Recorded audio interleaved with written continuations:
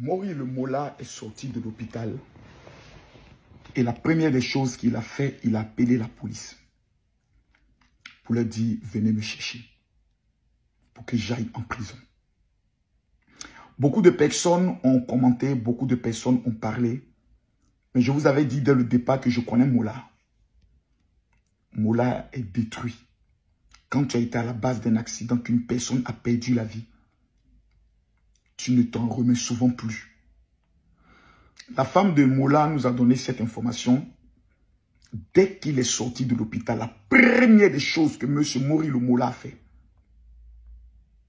ce n'était pas de rentrer chez lui à la maison, voir ses enfants. Il a appelé les éléments de la police. Il leur a dit, je me remets entre les mains de la justice.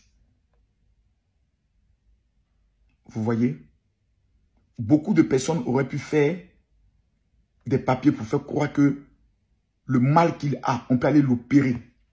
Beaucoup ont voulu faire croire qu'il allait chercher à aller se faire opérer à l'extérieur du pays, dans le but de fuir. Mola vient de nous donner une leçon de vie à tout le monde. Savoir affronter la justice. Savoir respecter la mémoire d'une femme qui est partie. Depuis le premier jour, Mola disait, c'est pas moi qui suis le plus important, c'est la dame. On a voulu faire croire qu'il avait fui. Pourtant, il était dans le même hôpital avec la dame. Ils ont payé, je crois, si je ne me trompe, plus d'1 million. 1,3 million pour l'opération de la dame. Mais l'argent n'est rien. C'est la vie de la dame qui était le plus important. Malheureusement, Dieu en a décidé autrement. Le monsieur a subi ces 2 opérations.